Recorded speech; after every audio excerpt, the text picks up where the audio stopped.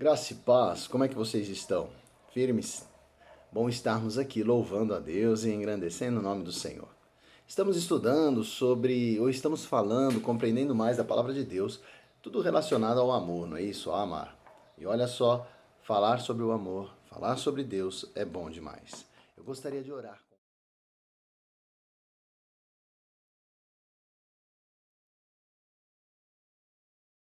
Amém. Semana passada terminamos falando sobre o amor, né? Lemos a carta que Paulo escreveu aos Coríntios e lá descreve tudo que é relacionado ao amar. Agora, uma coisa muito interessante quando falamos do amor ou do relacionamento é que, às vezes, nós acabamos por entregar para as pessoas aquilo que gostaríamos de receber. E isso talvez não as agrade, não é? Aí olha que interessante, é como um presente. Quando você compra um presente, se você não tomar cuidado, você vai escolher na vitrine daquela loja aquilo que te agrada para presentear aquela pessoa. E tudo bem, você está fazendo da melhor forma possível, mas será que era isso que ela esperava? Ou será que ela esperava uma outra coisa? Interessante, né? Então, assim nós temos que andar e caminhar e ter um cuidado muito grande. Olha só, é, nós vamos pegar algumas situações. A primeira situação relacionada ao amor é que nós temos que identificar para quem, né? Ou o que nós entregamos. E não, às vezes, é, de dividir de forma equivocada tudo isso. Olha só, eu vou pegar Romanos 12, 1, pode ser? Romanos 12, 1. Opa.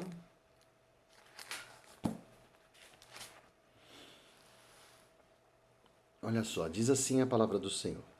Rogo-vos, pois, irmãos, pelas misericórdias de Deus, que apresenteis o vosso corpo por sacrifício vivo, santo e agradável a Deus, que é o vosso culto racional. Então, a primeira ideia desse versículo é a seguinte: Paulo aqui fala: cultuem a Deus e a mais ninguém. Tenham uma dedicação e uma entrega a Deus e a mais ninguém. Só para lembrar aqui, essa carta ela foi escrita por quanto os judeus estavam sob o jugo, sob a imposição romana. E os romanos tinham vários deuses. Então eles tinham uma cultura do ladinho de um povo que os controlava, aonde eles adoravam inúmeras coisas. Paulo, ele retrata aqui claramente, olha, rogo-vos pelas misericórdias que apresenteis o vosso corpo por sacrifício vivo, santo e agradável a Deus, não ao dinheiro, não a outros deuses, não ao trabalho, não a Deus. Então, uma configuração do amor aqui, quando eu falo, por exemplo, do amor para com Deus, é que eu tenho que amar a Deus e a mais ninguém. Essa é a ideia. Agora, além de amar a Deus e mais ninguém, eu quando me relaciono com uma pessoa, eu tenho que me relacionar diretamente para com ela e a mais ninguém. Só para entendermos, tá? O amor aqui, e aqui nós temos várias configurações do amor, não é? Eu tenho o amor entre pessoas da mesma família, né? Cunhados, irmãos, primos, tio, sobrinho, e assim segue. Temos o amor, e são configurações diferentes, tá? De pais para filhos e filhos para pais. E temos o amor entre marido e mulher. Então, aqui tudo na mesma família. São configurações diferentes no relacionamento. Temos as configurações para com pessoas próximas, mas não da mesma família. Por exemplo, as pessoas que participam de um mesmo grupo que você, pessoas do trabalho, da escola, da igreja. E por aí segue. A ideia é que o amor, olha que interessante, o amor tem que ser o mesmo. O amor tem que ser o mesmo. Se eu declaro a Deus a glória, a Deus eu amo, as pessoas, inegavelmente, eu amo da mesma forma. Então, se você recuperar lá o que é o amor, você vai ver que você pode amar a pessoa sem aqui que tenhamos uma configuração de intimidade relacional, que é a que nós temos, por exemplo, a marido e mulher. Então eu amo meu irmão tendo todas as características em favor dele do fruto do Espírito. Eu amo aquela pessoa do meu trabalho da mesma forma, meu filho da mesma forma, meu pai da mesma forma, minha esposa da mesma forma. Legal. Agora, o desenrolar dos relacionamentos, estes sim serão diferentes. Porque, inegavelmente, se eu tenho um relacionamento com minha esposa e a amo, ali eu vou ter uma proximidade muito maior, uma intimidade muito maior. Mas eu não posso me esquecer de ter para com ela a questão do amor descrito na primeira carta aos Coríntios. Vamos pegar Gálatas, você quer ver? Porque nós vimos o que Deus falou sobre o amor, agora vamos pegar o que Deus fala sobre o fruto do Espírito, Gálatas 5:22. Porque um cristão maduro, ele tem isso. E se ele tem isso, ele ama. Recuperando em suas atitudes tudo isso que eu vou falar agora. Gálatas 5:22.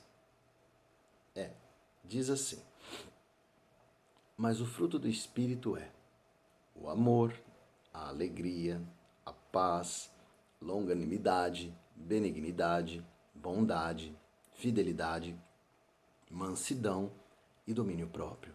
Quem ama tem isso. E o amor é retratado naquela primeira carta aos Coríntios. Então, olha só, eu tenho que ter isso para com as pessoas que eu me relaciono. Quer sejam elas próximas da minha família, quer seja ela minha mulher, quer seja ela um irmão. Agora, posso te dizer mais? Quer seja ela uma pessoa distinta e distante. Eu tenho que amar. Indiscutivelmente eu tenho que amar. Então, quando eu vejo em Romanos 12:1 que eu tenho que ser um culto em todo o tempo para Deus e só para Deus. E quando eu recupero a palavra amor nos meus atos relacionais, então eu identifico o quê? Eu, quando amo a Deus, é quando eu cumpro a palavra. Cumprindo a palavra, eu amo, que é o que está em 1 Coríntios 13. Amando, eu inegavelmente represento o fruto do Espírito, quando eu caminho com Deus. Então eu tenho que ter isso. Porque se não assim o for, eu tenho um problema seríssimo. Algumas pessoas elas querem amar do seu jeitinho, né?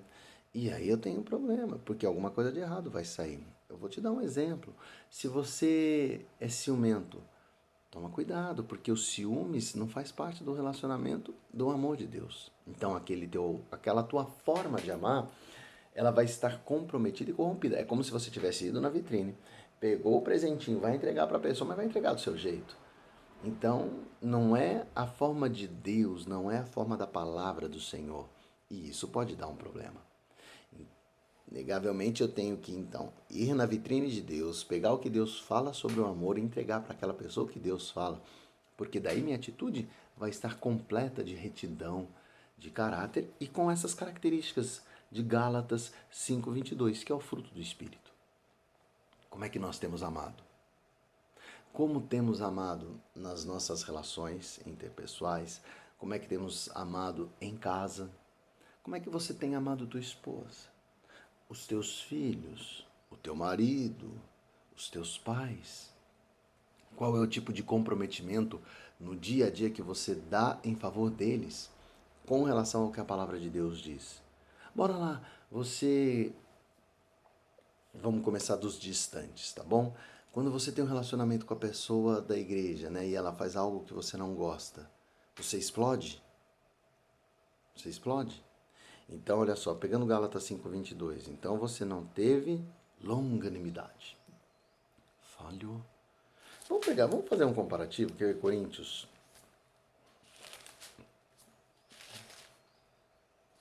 Ó, Coríntios, né? Não, a partir de Coríntios 13, primeira carta aos Coríntios 13, a partir do versículo 4 ele começa a falar o que o amor é. A primeira coisa, o amor é paciente ou longânimo. Então, olha só, eu tenho que ter estas características na minha vida para com os demais. Então, se na igreja eu estouro, explodo com as pessoas com facilidade, eu não estou amando. Se eu não estou amando, eu não estou me relacionando com Deus. Se em casa, quando o meu filho faz alguma coisa distinta ou diferente daquilo que eu pedi ou mandei, e eu esbravejo de pronto, tem um probleminha aqui. Eu também não amei. E se eu não amei é porque eu não vivi a palavra de Deus, e se eu não vivi a palavra de Deus é porque algo de anormal está acontecendo na minha caminhada para com o Senhor. Se está acontecendo alguma coisa errada para com Deus, imagina com as pessoas. Então, como eu tenho tratado aqueles que estão perto de mim? Eu tenho pegado da vitrine de Deus e entregado para as pessoas, ou eu tenho pegado da vitrine que mais me agrada? Eu vou dar uma característica bem clara, tá? Eu falei da explosão quando alguma coisa acontece. Uma outra coisa é os ciúmes, né? E aí também, tanto pode ser para as questões mais distintas e distantes, como para aquelas pessoas de casa. Se alguém pega alguma coisa da igreja que você tem um zelo, um cuidado danado, e a pessoa usa do jeitinho dela, aí você fica doído, né? Você fica... porque você teve ciúmes. E se você teve ciúmes, tem um probleminha, você quer ver, ó? É, ele fala aqui, mansidão, olha só. Mas o fruto do Espírito é amor. Então, eu paro aqui. Amor, tá? Gálatas 5:22, amor. Tá, daí eu vou falar assim, mas o que é amor? Opa, aí eu vou para a primeira carta aos Coríntios 13. Aí ele explica, a partir do 4, o amor é. Então ele explica o que é o amor. Paciente, benigno. Então pensa coisas boas. O amor não arde em ciúmes. Então deu ruim. Porque quando eu ardi as minhas atitudes pelos ciúmes das coisas, pelos ciúmes, por exemplo, incompreensível sobre minha esposa, ou sobre meu marido, ou sobre meus filhos, enfim, seja lá qual for, eu não peguei da prateleira de Deus, eu peguei da prateleira do Vagninho. E aí o que eu estou entregando para aquela pessoa não vai ser agradável, não vai ser bom.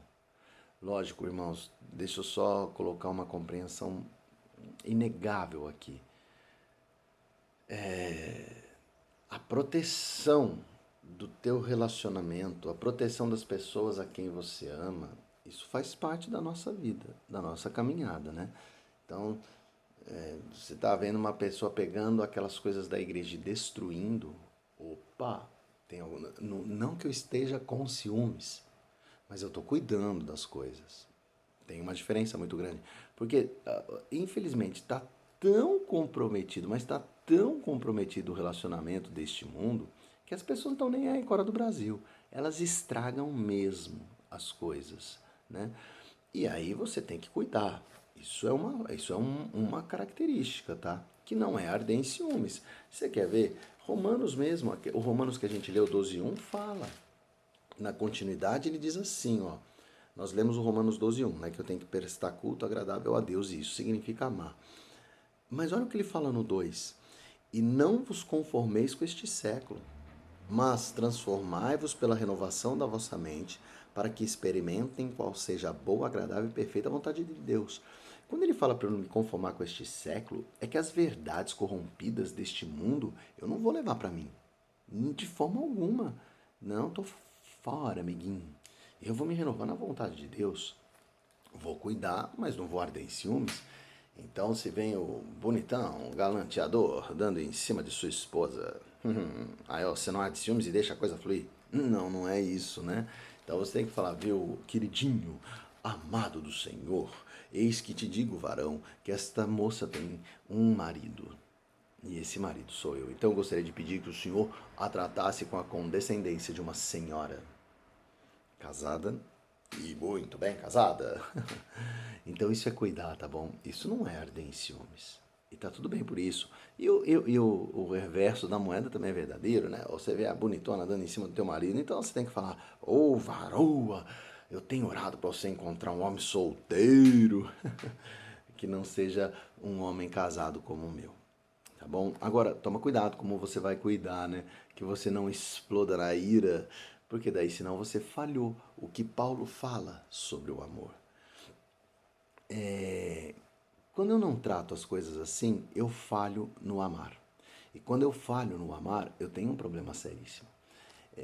Tem alguns exemplos claros de pessoas que falharam no relacionamento com Deus e aí falharam no todo. Se você pegar, por exemplo, Saul falhou na adoração para com Deus. Saul, se você pegar lá primeiro, vamos pegar. Se você pegar, não, você vai pegar. Pega lá, menino, menina. Primeiro livro de Samuel. Vamos lá para Samuel. A gente conversa comigo cantando, acho que isso fica mais fácil, né? Você entender? Tô brincando. Olha só, primeiro livro de Samuel 13, versículos 8 a 14.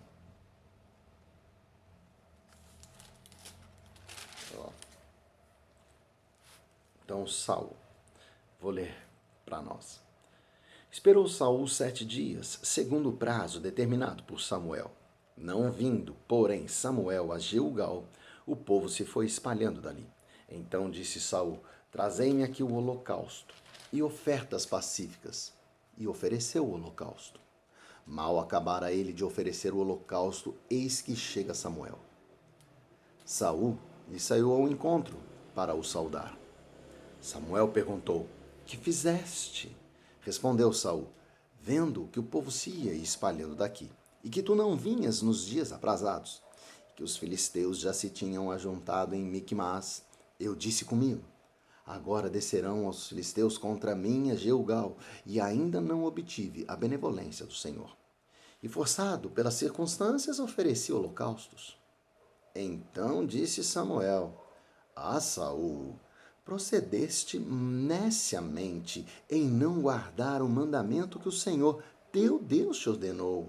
Pois teria agora o Senhor confirmado o teu reino sobre Israel para sempre. Já agora não subsistirá o teu reino. O Senhor buscou para si um homem que lhe agrada e já lhe ordenou que seja príncipe sobre o seu povo, porquanto não guardaste o que o Senhor te ordenou. Então, só para que você tenha o contexto do livro aqui, dessa passagem de Saul. Ele foi lutar contra os filisteus. E Deus falou assim, olha, luta, não pega nada.